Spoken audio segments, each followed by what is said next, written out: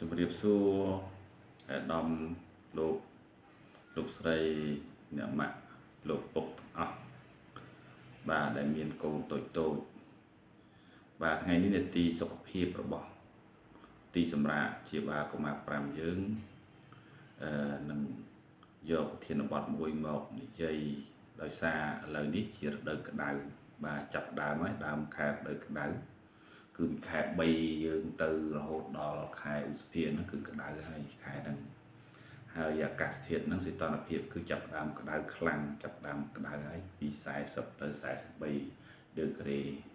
ញ្ចឹងកាលណាបញ្ហាកម្ដៅឡើងក្តៅអញ្ចឹងវានឹងជាឥទ្ធិពលខ្លាំងទៅដល់មនុស្សយើងទូទៅបាទមិនថាចាស់មិនថាក្មេងអញ្ចឹងថ្ងៃនេះខ្ញុំយកបង្ហាញអំពីថាតើពេលក្តៅទៅតើយើងនឹងមនុស្សយើងនឹងវាប៉ះពាល់ខ្លះសម្រាប់យើង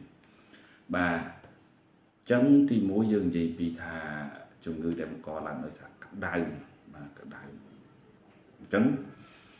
នៅដំបូងនេះនៅពេលដែលសីតុណ្ហភាពក្តៅពី40ទៅ43ដឺក្រេអញ្ចឹងវាមានអីកើតឡើងទី1យើងក្តៅខ្លាំងពេកអាច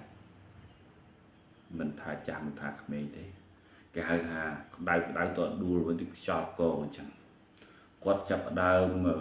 មានសញ្ញាវែងវាន់ខ្លួនសន្លប់ឬក៏ឡើងក្រហមស្បែកឬក៏ស្ងួតដោយសារក្តៅខ្លាំងអស់ជាតិទឹកអញ្ចឹងយើងហិតហើយជាពិសេសខ្ញុំជួបចាស់បាទចាស់គាត់មកដល់សួរប្រវត្តិគាត់ថាតើគាត់មានជំងឺអីទេគាត់ថាអត់មានជំងឺអីទេប៉ុន្តែសម្រាប់ថ្ងៃនេះគាត់អស់កម្លាំងហិតលហើយយកតែម្ដងណាហ្នឹងហើយ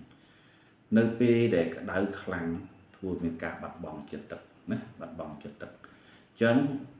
ធ្វើឲ្យគាត់នឹងវិលមកឈឺក្បាលចង់គួតចង់ឲ្យញ័រដើមទ្រូងជាដើមសុទ្ធជាសញ្ញាដែលកើតមកពីការក្តៅហើយយើងបាត់បង់ជាតិទឹកបាទក្តៅខ្លាំងខ្សោះជាតិទឹកអស់លីងក្នុងខ្លួនបាទខ្សោះជាតិទឹកអស់លីងអញ្ចឹងយើងនៅពេលខែក្តៅតើយើងត្រូវធ្វើយ៉ាងម៉េចបាទយើងត្រូវធ្វើយ៉ាងម៉េចគឺយើងត្រូវទី1បាទទី1យើងត្រូវពិសាទឹកឲ្យបានច្រើនចាំឲ្យណាស់ក៏2លីត្រទៅ3លីត្រក្នុងមួយថ្ងៃដើម្បីប្រគ្រប់ការបាត់បង់វិញការទឹកដែលចេញពីគ្រាងកាយរបស់យើងតាមញើសតាមអីផ្សេងទៀតហ្នឹងគឺយើងត្រូវប្រគ្រប់ចិត្តទឹកវិញទៅដើម្បីកុំឲ្យមានបញ្ហាដល់សុខភាពរបស់យើងអញ្ចឹងណាមួយទៀតធម្មតានៅពេលដែលក្តៅហើយបាទអញ្ចឹងជំងឺផ្សេងនឹងកើតមានឡើងតាមចំណីអាហារបាទតាមចំណីអាហារគេហៅថា water foodborne disease ហ្នឹងគឺយ៉ាងម៉េចមានជំងឺរាគរូសជំងឺក្អួតចង្អោរជំងឺរាគមូលណាជំងឺពុលចំណីអាហារជាដើមនៅពេលហ្នឹងអាកាសធាតុឡើងអត់ល្អក្តៅខ្លាំងអាហារទាំងឡាយដែលយើងបានដាក់ចោលដាក់ទុកនឹងវាអាចអូមក្តៅវាអីខូចគុណភាពអញ្ចឹងនៅពេលដែលយើងផ្សារទៅបាទអញ្ចឹងធ្វើឲ្យមានប៉ះពាល់សុខភាពរបស់យើងអញ្ចឹងសូមលោកពុកអ្នកម្ដាយរៀបចំអាហាររៀបអីហ្នឹងយើងទុកស្រួលទុកដាក់ស្រួលដើម្បីជៀសវាងរាល់ជំងឺទាំងឡាយណាដែលយើងអាចកាត់បន្ថយបានយើងការពារបានអញ្ចឹងណាបាទការពារបានហើយពិសេសជាងគេឥឡូវហ្នឹងគឺក្អួតរាគរោហេតុអត់ឃើញទេណាបាទក្អួតរាគបាទអញ្ចឹងសូមអ្នកពុកលោកម្ដាយទាំងអស់យល់អំពីបញ្ហាក្តៅហ្នឹងពីព្រោះជាបញ្ហាមួយដែលយើងអាចការពារបានជំងឺទាំងឡាយដែលយើងមិនគួរឲ្យកើតណាបាទមិនគួរឲ្យកើតយើងអាចជួយកូនចៅយើងជួយពុកម្ដាយរបស់យើងជាពិសេសចាស់ហ្នឹងពេលក្តៅខ្លាំងហ្នឹងគឺអស់ជាតិទឹកខ្លាំងហើយបាទមួយទៀតនៅក្នុងសម័យរដូវហ្នឹងសត្វល្អិតក៏កើតដែរអញ្ចឹងយើងដឹងថាគ្រុនឈាមវាកើតនៅតែរដូវត្រជាក់ប៉ុន្តែនៅរដូវនេះក៏កើតដែរអញ្ចឹងយើងត្រូវគេងក្នុងមុងបាទយើងត្រូវគេងធ្វើម៉េចកុំឲ្យសត្វល្អិតទាំងអស់មកខាំមកតិចកូនយើងមកខាំយើងបានដែលបង្កឲ្យមានកើតជំងឺផ្សេងបានអញ្ចឹងណាបាទអញ្ចឹងបាទមួយទៀតមានបញ្ហាជំងឺសើស្បែកមួយចំនួនពេលក្តៅខ្លាំងកើតផ្ទុះរមាស់ករមាស់ណាបាទជំងឺសើស្បែកហ្នឹងណាមានបញ្ហាជំងឺផ្លូវដង្ហើមដែរអញ្ចឹងក្តៅខ្លាំងក៏មានដែរគឺជាពិសេសនៅពេលនេះគេ នៅតាមតំបន់មួយចំនួនហ្នឹងគេដុតបាទស្រែគេដុតច្រាំងគេដុតចំបើងនៅពេលដែលគេដុតព្រៃដុតអីហ្នឹងណាបាទកាប់ឆ្ការព្រៃអីដុតហ្នឹងចឹងផ្សែងទាំងអស់នោះបានហុយចូលមកដល់យើងណាចឹងបញ្ហារលាកសួតរលាកតងសួតសម្រាប់មនុស្សចាស់សម្រាប់កូនក្មេងកុមារទូចហ្នឹងគឺក៏ចាប់ដើមមានណាដីទូលីហុយពេញហ្នឹងបាទចឹងវានឹងធ្វើឲ្យកើតជំងឺផ្សេងហ្នឹងហើយបើសិនជាយើងមានជំងឺនោះស្រាប់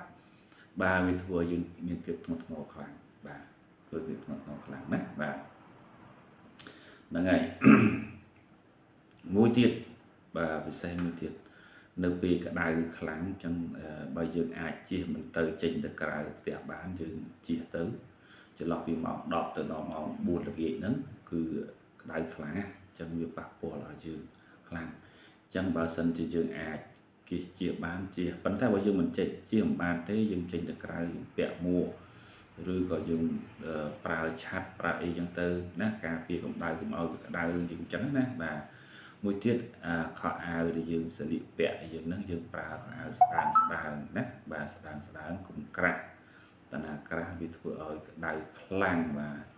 ហ្នឹងហើយបាទអញ្ចឹងនៅពេលដែលអស់លោកស្រីលោកពុកអ្នកម្ដាយនៅពេលដែលយើងឃើញថាមានអ្នកជំងឺកូនរបស់យើងម្ដាយរបស់យើងឬខ្លួនយើងនៅខែហ្នឹងស្រាប់តែមានអស់កម្លាំងលហិតលហើយអត់មានឈឺសោះពីមុនបាទអស់កម្លាំងលហិតហើយវិលមុខធីងធងកុំភ្លេចគិតថាយើងបាត់បង់ចិត្តទឹកហើយក្តៅខ្លាំងណាស់អញ្ចឹងយើងត្រូវប្រគ្រប់ចិត្តទឹកវិញណាដោយតាមការហូបទឹកណា2លីត្រទៅ3លីត្រឬក៏អស់លោកស្រីមានដូងបាទដូងនៅស្រុកស្រែយើងសវោដែរណាកាប់ដូងហូបទឹកមួយថ្ងៃ2ផ្លែ1ផ្លែ2ផ្លែណាបាទដើម្បីប្រគ្រប់ចិត្តទឹកមកវិញណាបាទគ្រប់ចិត្តទឹកមកវិញ ក្នុងករណីមួយចំនួនជំងឺមួយចំនួនណាដែលគាត់ខ្លាំងបាទខ្លាំងហើយអញ្ចឹងយើងហូបទឹកហើយយើងក៏ប្រើអីផ្សេងទាំងបន្ធូរមិនអីអញ្ចឹងលោកស្រីដល់ពុកម្ដាយទាំងអស់ហ្នឹងត្រូវនាំកូនបាទនាំកូនទៅរកសេវាវិទ្យាសាស្ត្របាទដែលចិត្តយើងដែលអាចជួយយើងបានដូចជាទៅមណ្ឌលសុខភាពឬក៏ទៅមន្ទីរពេទ្យជាដើមដែលនៅចិត្តឬក៏ទៅកន្លែងសេវា clinic ណាដែលយើងគិតថាយើងទុកចិត្តបានអញ្ចឹងយើងអាចទៅដើម្បីឲ្យគ្រូពេទ្យជួយក្នុងការប្រគ្រប់ចិត្តទឹកឲ្យយើងវិញឬក៏ជាបាលនៅអ្វីដែលយើងនឹងកើតមានឡើងដោយសារបញ្ហាកម្ដៅនោះកម្ដៅអាកាសធាតុនោះណាបាទហ្នឹងហើយមួយទៀតខ្ញុំក៏ចង់បង្ហាញដែរសម្រាប់ទីជាបាលកុមារ5របស់យើងមានទីតាំងនៅភូមិគប់បេងណាភូមិគប់បេងសង្កាត់កំពង់បណ្ណាខេត្តក្រុងព្រះវិហារខេត្តព្រះវិហារយើងហ្នឹងបើនៅយើងនិយាយទៅបើយើងនិយាយពីមកពីផ្លូវមកពីភ្នំពេញបាទវងមូលចាស់ទៅមានឯករាជ្យហ្នឹងគឺនៅឈៀងខាងជើងបាទ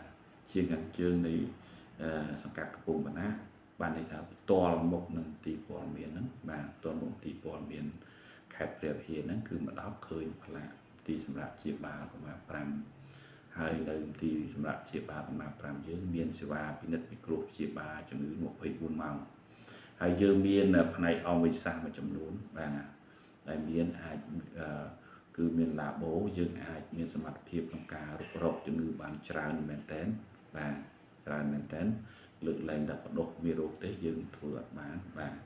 មួយទៀតយើងមានអេកូយើងមានថតសួតថតឆ្អឹងថតអីបានណាអញ្ចឹងខាង clinic យើងក៏ស្វាគមន៍សម្រាប់អស់លោកស្រីដែលត្រូវការរកសេវាវិទ្យាសាស្ត្រណាដើម្បីជួយក្នុងការជាបាលជំងឺផ្សេងគឺអាចជួយមកបានយើងមានជាបណ្ឌិតយើងមានគិលានុដ្ឋៈគ្រប់គ្រាន់ក្នុងការទទួលបម្រើសេវាបាទហើយអាចតាក់ទងតាមទូរស័ព្ទលេខ090 99 0079ក៏បានឬក៏012 87 400ក៏បានឬក៏អាចទៅតាមលេខ012 64 8457ក៏បានបាទថ្ងៃនេះសម្រាប់ទីសម្រាប់ជាបាលកុមារ5យើងលើកយកបញ្ហាជំងឺក្តៅនេះមក និយាយមកបង្ហាញនេះដោយសារឃើញថាអាកាសធាតុនេះគឺកំពុងតែក្តៅហើយជំងឺក៏កំពុងតែមានសម្បូរជំងឺហ្នឹងអញ្ចឹងដើម្បីឲ្យបងប្អូនលោកស្រីទាំងអស់អ្នកលោកពុកអ្នកម្ដាយទាំងអស់ហ្នឹងចេះការពារធ្វើម៉េចការពារកូនយើងការពារពុកម្ដាយយើងដីប្រពន្ធយើងបើយើងដឹងហើយយើងការពារបានណាដោយគាត់តែប្រើទឹកណាបាទហូបតិចកុំឲ្យក្តៅខ្លាំងពេកណាការពារប៉ុណ្ណឹងក៏យើងអាចជួយសុខភាពយើងបានបាទអរគុណច្រើនដែលបងប្អូនលោកស្រីទាំងអស់និយមតាមដាននៅនីតិសុខភាពរបស់ខាងទីសម្រាប់ជាបាលយើងខ្ញុំបាទអរគុណច្រើន